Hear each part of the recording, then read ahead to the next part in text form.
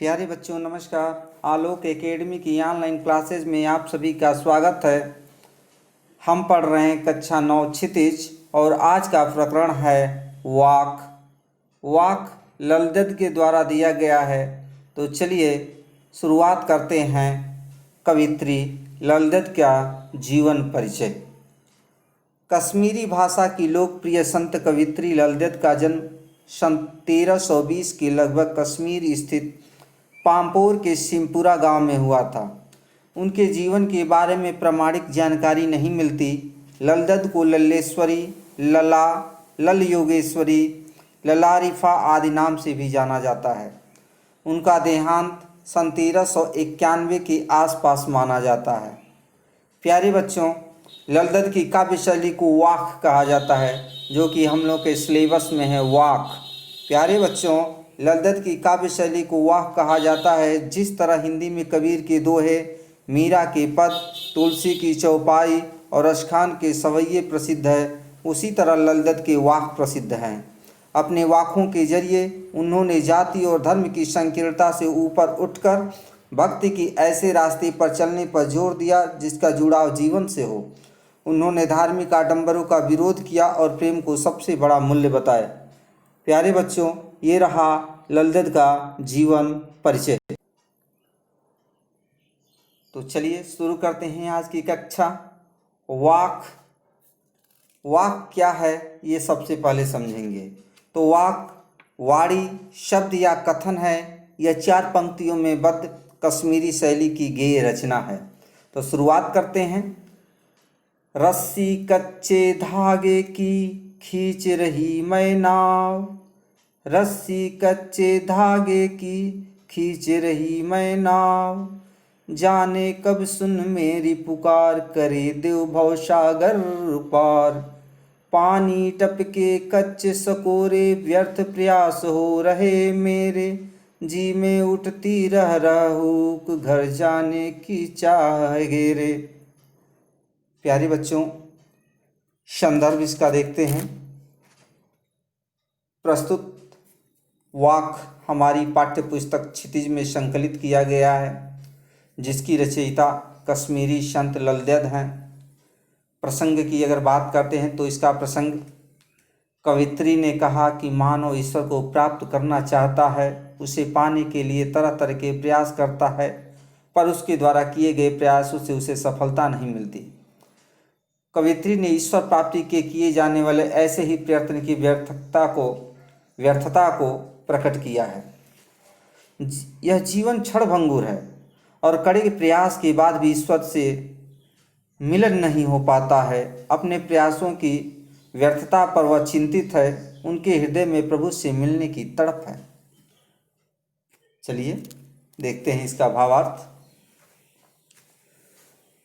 रस्सी कच्चे धागे की खींच रही मैं नाव, रस्सी कच्चे धागे की खींच रही मैं नाव। रस्सी कच्चे धागे की, कच्चे धागे यानी कमजोर और नासवान के सहारे। यह जीवन कैसा है? रस्सी कच्चे धागे की, कमजोर और नासवान सहारे। खींच रही मैं नाव, नाव यानी जीवन रूपी नाव, जाने कब सुन मेरी पुकार करे देव भवसागर पार।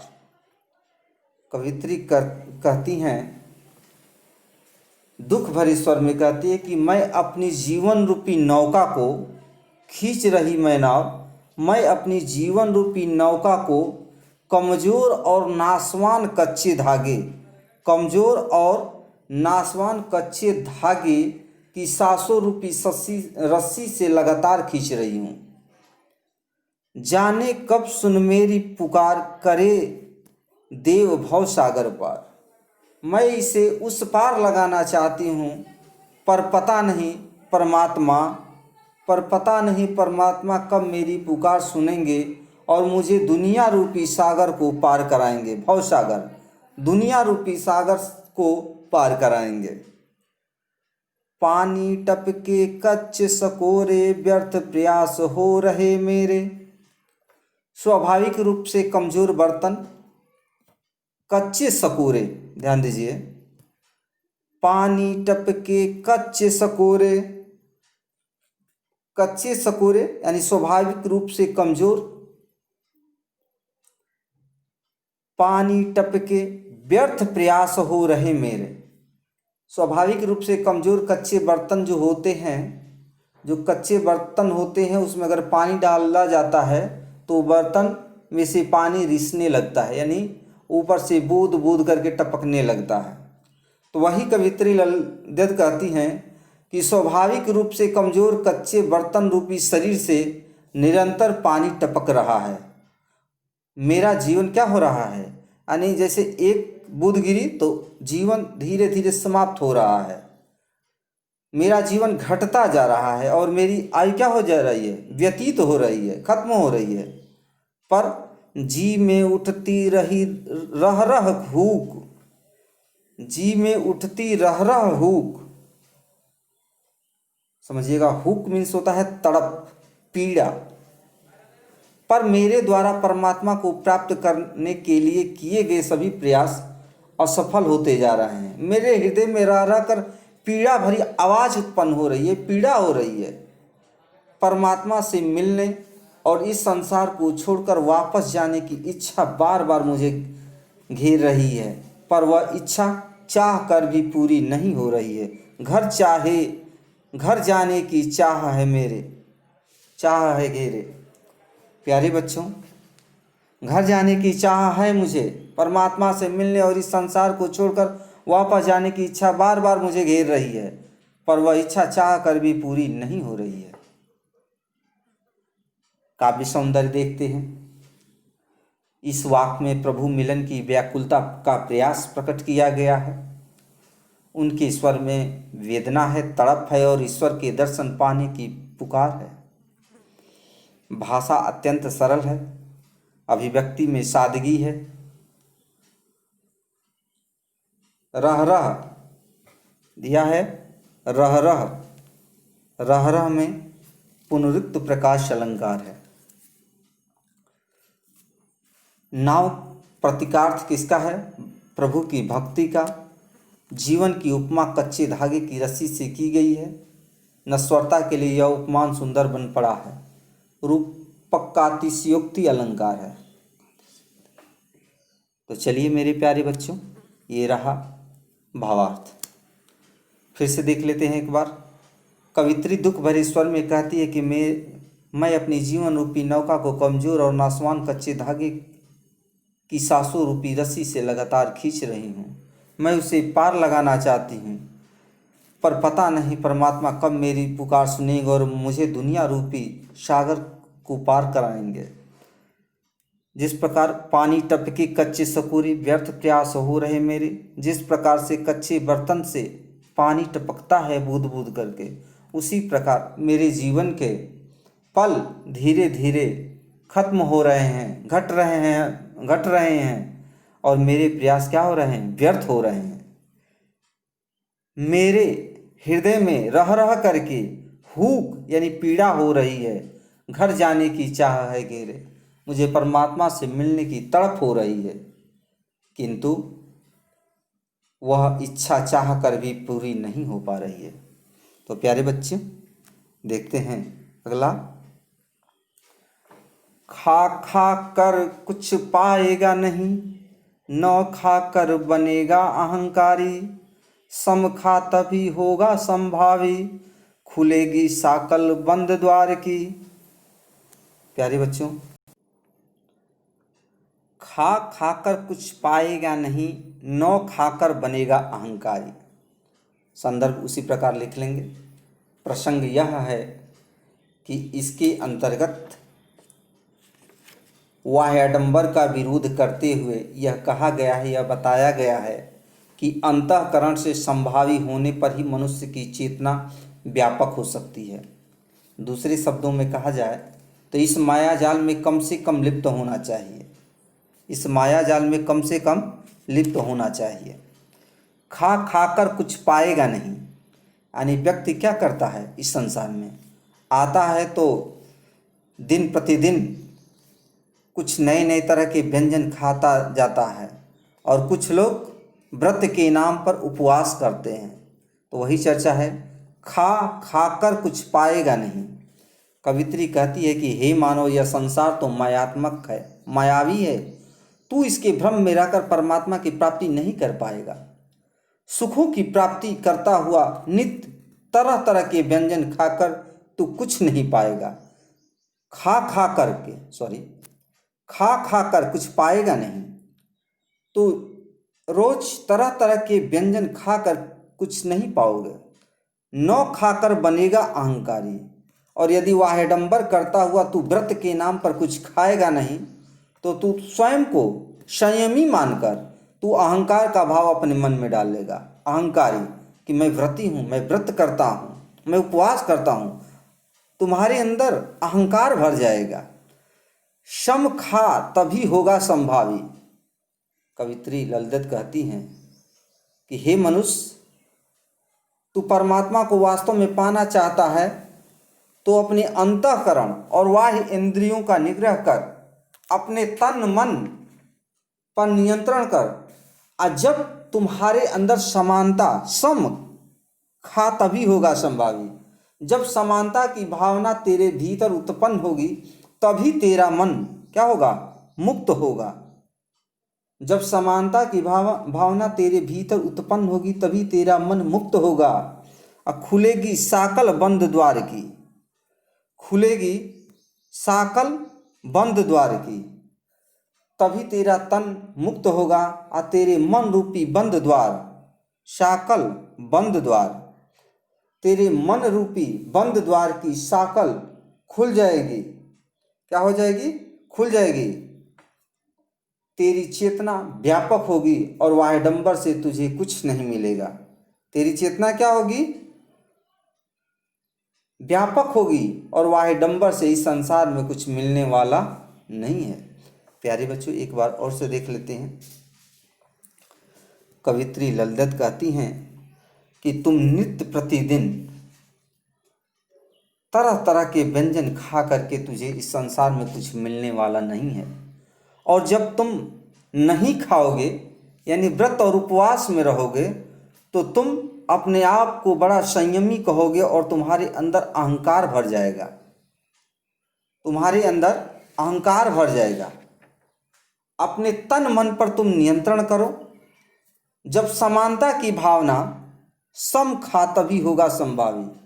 जब समानता की भावना तेरे भीतर उत्पन्न होगी तभी तेरा मन मुक्त होगा और तेरे मन रूपी बंद द्वार की साकल खुल जाएगी। खुलेगी साकल बंद द्वार की। और जब तुम संभावी हो जाओगे तभी तेरे मन रूपी बंद द्वार की साकल खुल जाएगी। तेरी चेतना व्यापक होगी, वाह्याडंबर से कुछ मिलने वाला नहीं है। प्यारे बच्चों, भाषा अत्यंत सरल है जहाँ तक काव्य सौंदर्य की बात है, और उपदेशात्मक है, उपदेशात्मक है।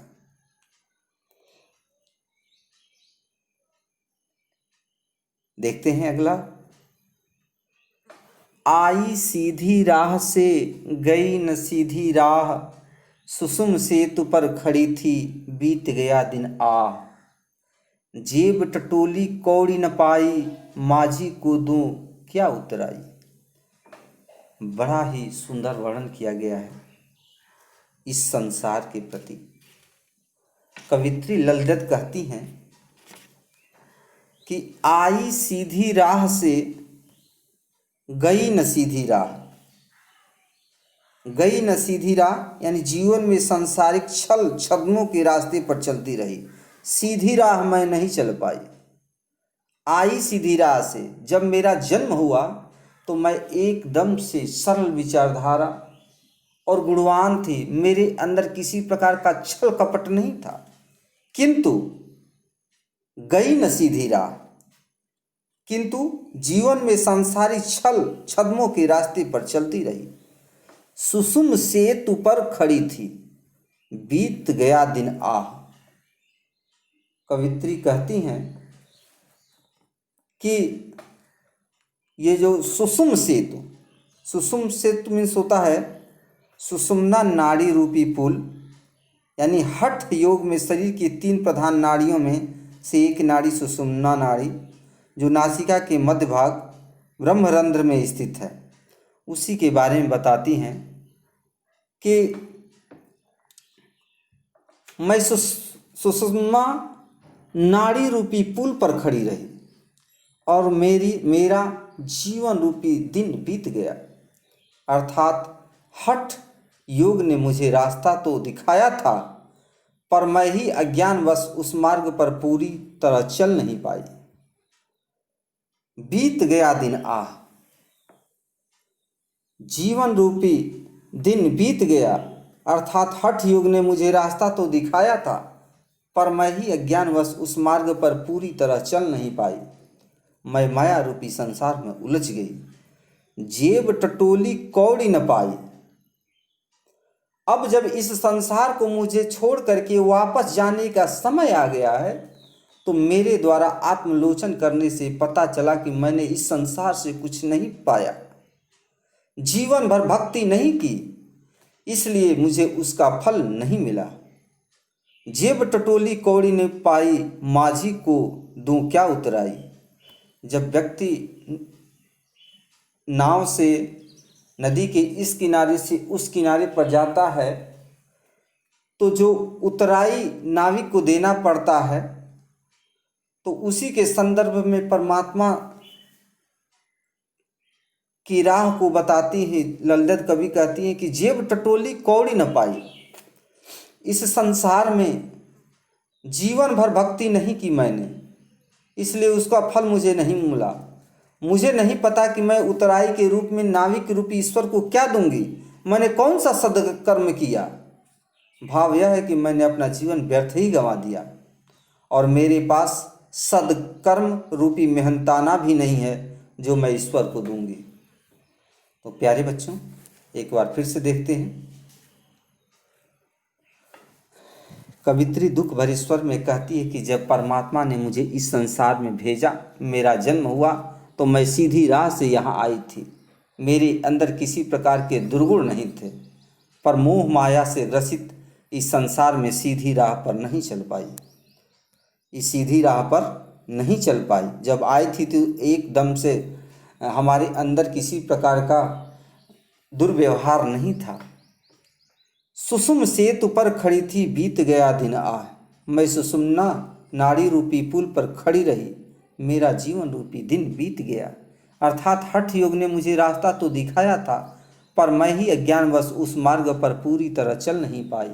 मैं माया रूपी संसार में उलझ गई। जेब टटोली कौड़ी न पाई, माझी को दूं क्या उतराई। माझी नावी को कहा गया है, यानी माझी ईश्वर है। क्या है? माझी ईश्वर है। वही इस भावसागर को पार कराने की शक्ति रखता है और जीवन रूपी नाव का नाविक है। कवित्री उसके सामने इसलिए परेशान है क्योंकि उसके पास उतराई के रूप में देने के लिए कौड़ी भी नहीं है। जेब टटोली कौड़ी न पाई, उतराई देने के रूप में कुछ भी नहीं है। कवित्री ने हठ योग साधना में रत होकर कुछ भी प्राप्त नहीं किया, अर्थात सत्कर्म नहीं किया। वही कह रही हैं कि जीवन पर भक्ति नहीं की, इसलिए मुझे उसका फल नहीं मिला। मुझे नहीं पता कि अब मैं उतराई के रूप में नाविक रूपी ईश्वर को क्या दूंगी। भाव यह है कि मैंने अपना जीवन व्यर्थ ही गंवा दिया और मेरे पास सदकर्म रूपी मेहनताना भी नहीं है। तो प्यारे बच्चों, समझ में आ गया होगा। तो चलिए अगला। थल थल में बसता है शिव ही, भेद न कर क्या हिंदू मुसलमान। ज्ञानी है तो स्वयं को जान, वही है साहिब से पहचान। थल थल में बसता है शिव ही। संदर्भ प्यारे बच्चों उसी प्रकार लिखेंगे कि प्रस्तुत पद्यांश हमारी पाठ्य पुस्तक क्षितिज की वाक शीर्षक पाठ से उद्धृत है और इसके रचनाकार कवित्री ललित है। प्रसंग की जहाँ तक बात है तो इस चौथे वाक में भेदभाव का विरोध और ईश्वर की सर्वव्यापकता का बोध किया गया है। तो चलिए देखते हैं इसका अर्थ। थल थल में बसता है शिव ही। थल थल में बसता है शिव ही, भेद न कर क्या हिंदू मुसलमान। थल थल मीन्स प्रत्येक स्थान पर शिव शंकर यानी ईश्वर, भेद न कर क्या हिंदू मुसलमान। कवित्री कहती हैं कि शिव तो इस संसार में सर्वत्र विद्यमान है, ईश्वर तो इस संसार में सर्वत्र विद्यमान है। प्रभु का स्वरूप तो प्रत्येक वस्तु के कण कण में, भेद न कर क्या हिंदू मुसलमान। प्रभु का स्वरूप तो प्रत्येक वस्तु के कण कण में सिमटा हुआ है। आप चाहे हिंदू हो या मुसलमान हो, उस परमात्मा को जानने पहचानने में कोई अंतर न करो। भेद न कर यानी हिंदू हो या मुसलमान हो, उस परमात्मा को पहचानने में अंतर मत करो। ज्ञानी है तो स्वयं को जान, ज्ञानी है तो स्वयं को जान। कवित्री कहती हैं कि यदि आप ज्ञानवान हैं तो स्वयं को पहचानो। स्वयं को पहचानना ही परमात्मा को पहचानना है, क्योंकि परमात्मा ही तो आपके जीवन का आधार है। यदि आप ज्ञानवान हैं तो स्वयं को पहचानो, स्वयं को जान, वही है साहिब से पहचान। अगर आप ज्ञानवान हैं तो स्वयं को पहचानो, स्वयं को पहचानना ही परमात्मा को पहचानना है, क्योंकि परमात्मा ही तो आपके जीवन का आधार है और वही आपके भीतर है और आपके जीवन की गति का आधार है। प्यारे बच्चों, कवित्री बताना चाहती है कि ईश्वर सर्वव्यापक है, इसलिए धर्म के आधार पर उसमें भेदभाव नहीं किया जा सकता कि ये हिंदू और ये मुसलमान के ईश्वर है।